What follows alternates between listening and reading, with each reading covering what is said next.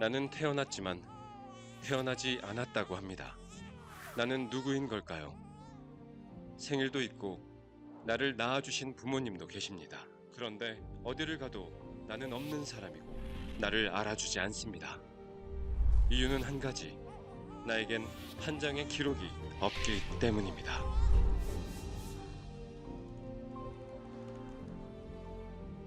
(2023년 6월 22일) 감사원에서 발표한 하나의 조사 내용에 대해 뜨거운 관심이 쏟아졌습니다. 대다수 언론이 앞다퉈 보도하는가 하면 후속 기획 취재들이 이어졌는데요. 감사원의 시스템대로 실시한 지극히 당연하고 자연스러웠던 한 감사가 공개 이후부터 지금까지 큰 반향을 일으키고 우리 사회를 향해 메시지를 던질 수 있었던 이유, 대체 무엇일까요?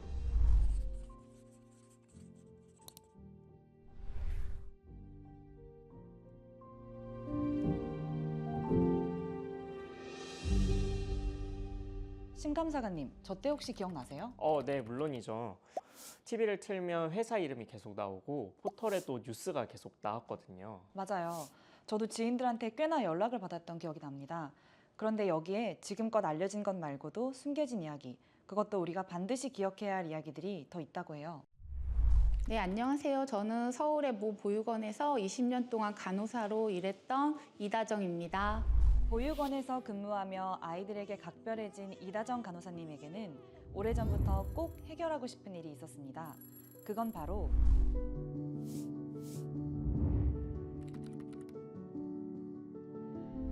출생신고, 태어났음을 나라에 알리는 일인데요. 출생신고를 하면 그 자체만으로 아이에겐 많은 것이 생깁니다. 국적, 호적, 법, 권리, 제도. 대부분 아이를 증명해주고 보호해주는 것들이죠. 그러니 출생신고는 안 할 이유가 없고 태어나는 모든 아기들에게 당연히 이루어지고 있는 신고제도라고 여겨왔습니다. 이 제보를 받기 전까지는 말이죠. 그러니까 아이가 태어나면 출생 즉시 비형간염 1차 예방접종을 맞는데요. 근데 당시에는 아이가 이름도 없고 주민번호도 없으니까 엄마 이름을 따서 땡땡땡 아기 해갖고 비형간염 1차 예방접종을 맞는데 그게 예방접종이라서 질병관리본부에 이제 그 예방접종 기록이 넘어가는데 만약에 출생신고를 하지 않으면 계속 땡땡땡 아기라는 이름으로 남아있는 거예요. 그 내용을 가지고 감사원에 감사 제보를 하게 된 거죠. 그런데 궁금한 게 태어난 즉시 아기들에게 주사를 마치고 그 기록을 질병관리청에 보낸다고 하셨는데 이름도 없는 아기들을 어떻게 구분해서 기록을 남기죠?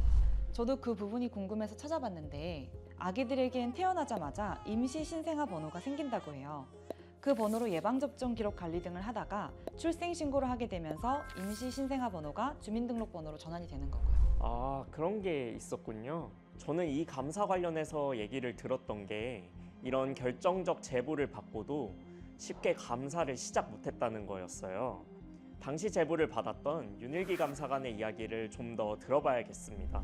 그날도 감사장에 있었어요. 퇴근 시간이 다 되어 나가려는데 제보해준 우리 이다정 간호사로부터 메시지가 왔습니다. 읽어보니까 가슴이 뭉클해지더라고요. 자문해보니 가슴 깊은 곳에서 뭔가 이렇게 끓어오르는 그런 느낌이 나더라고요. 어른들의 이기심과 이제 국가의 무관심, 어둠에 갇혀있던 아이들에게 밝은 세상을 열어주는데 조금이나마 좀 기여하고 싶다는 생각이 들었습니다. 그 문자 저만 궁금한가요?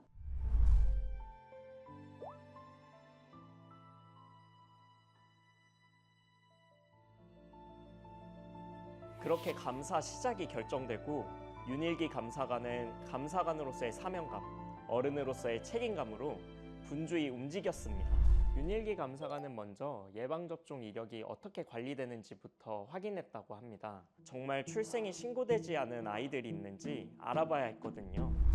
모든 아이는 병원에서 태어나면 12시간 이내에 비형간염 1차 예방접종을 하게 돼 있어요. 그리고 이 접종 기록은 아이의 출생일과 성별을 조합하여 생기는 임시 신생아 번호와 산모의 정보로 예방접종 통합관리 시스템에 등록돼요. 이렇게 임시 신생아 번호로 관리되는 아이의 접종 이력은 아이의 출생신고가 이루어져 주민등록번호가 생기면 예방접종 통합관리 시스템에 등록된 임시 신생아 번호가 주민번호로 전환돼 관리되는 시스템인 거죠. 여기까지 정리해보니 그런 생각이 들더라고요. 부모가 아이가 태어나고 한 달 이내에 출생 신고를 안 한다면 여전히 시스템에 임시 신생아 번호로만 남아있는 아가들이 있겠구나, 이런 생각이 들었습니다. 국가 예방접종 관련 지침을 숙지하고 신생아 임시번호로만 존재하는 아동에 대해서 질병관리청에 자료를 요청했습니다. 구체적으로 전체 신생아 임시번호로 존재하는 아동들의 구체적인 접종 이력, 그리고 보호자의 개인정보 등을 요청을 했습니다. 그런데 이번 감사에서 아이들을 찾는 취지에 공감하던 질병관리청의 공무원의 태도가 미온적으로 변해 있었습니다. 국회의 요구로 수색영장이나 아동복지법에 따른 명확한 근거가 있는 경우에만 민감한 의료 정보를 제출하는 것으로 방침을 정했기에 감사원에 제출하기 어렵다는 입장이었습니다. 사실 이때는 대상자가 얼마나 많은지 몰라 강하게 요청할 수 없었다고 합니다. 하지만 포기하지 않고 갖은 노력과 설득을 한 끝에 마침내 통계 자료를 받게 되죠. 2015년부터 2022년까지 단 8년간의 숫자가 6,400여 명, 매년 800여 명 정도가 출생 신고도 없이 신생아 번호로 존재해온 것이었습니다. 8년간 태어났지만 태어나지 않았던 아이들의 이름 찾기는 그렇게 시작되었습니다. 네, 맞습니다. 많이 막막했습니다. 보건소별 신생아 임시번호 통계 자료밖에 없었기 때문에 보건소의 도움이 절대적으로 필요했습니다. 민원이 발생할 가능성이 있어 끊임없이 통화하고 설득한 끝에 접종 이력 그리고 보호자의 개인정보를 받을 수 있었는데요. 이 중 미심쩍은 아동을 추려 신고 아동학대 담당자에게 현장 방문 등 조사를 요청한 결과 다양한 사례가 나왔습니다.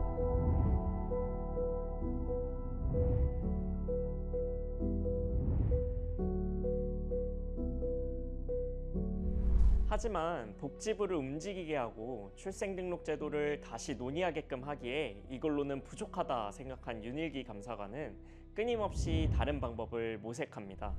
그동안 신생아 임시번호에서 출발해서 아동학대 등의 사례를 찾았는데 이와 반대로 한번 해보자는 생각이 들었습니다.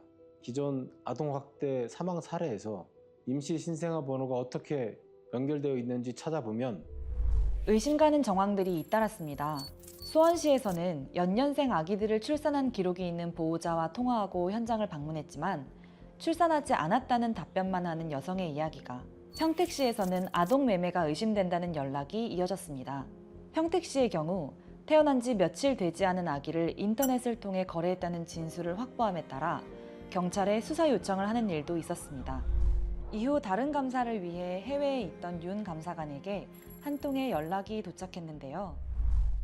자신이 낳은 남매를 살해하고 수년간 냉장고에 보관한 30대 친모가 긴급 체포됐습니다. 슬픈 일임에도 불구하고 역설적으로 이제는 됐다, 바꿀 수 있겠다는 생각이 들었습니다. 이는 해당 업무 등을 담당하던 공무원들에게도 자신들의 역할의 중요성을 확인하는 계기였죠. B형 간염 1차 접종을 한 아동 중에서 출생신고가 안 된 아동들에 대해서 조사, 협조해달라는 공문을 받았는데 과연 이게 아동학대를 조사하는 아동학대 전담 공무원에 이게 어떤 일이지라는 좀 의아함을 가지면서 봤던 기억이 납니다.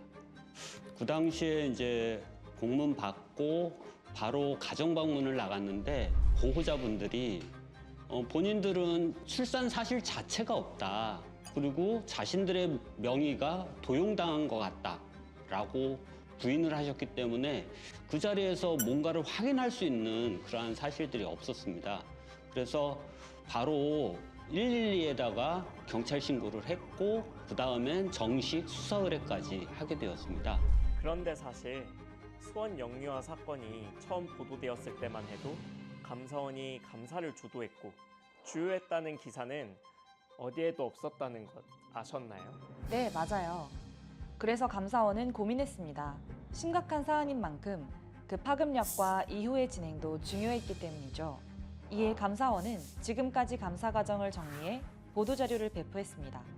그때부터 수백 건의 언론 보도가 쏟아지는데요. 그러자 복지부, 질병청, 지자체 및 경찰청에서도 좀 더 적극적으로 움직입니다. 여러분 안녕하십니까? 오늘 9시 뉴스는 세상에 나온 흔적도 없이 안타깝게 쓰러진 아이들 문제부터 짚어봅니다. 지난 8년 동안 태어난 신생아 가운데 지금까지 출생 신고가 안 돼 행방을 확인 못한 아이가 2,200명입니다. 이 중에 1% 23명을 찾아봤는데 최소 3명이 숨진 걸로 확인됐고 또 다른 의심 사례도 줄을 잇습니다. 복지부에서는 감사원에서 문제 제기한 2,123명의 신생아 임시번호 아동을 전수조사하기로 했고 확대하여 2010년부터 2014년생 임시신생아 번호 아동 9,603명에 대해서도 전수조사하기로 하였습니다. 그리고 드디어 몇 년째 국회에 계류 중이던 출생통보제가 23년 6월에 통과됐는데요.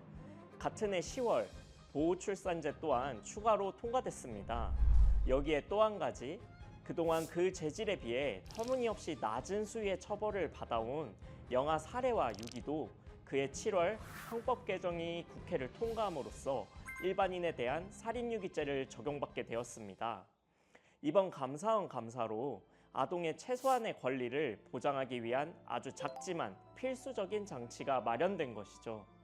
이렇게 우리는 우리나라에서 태어나는 소중한 생명을 조금 더 보호하게 됐습니다.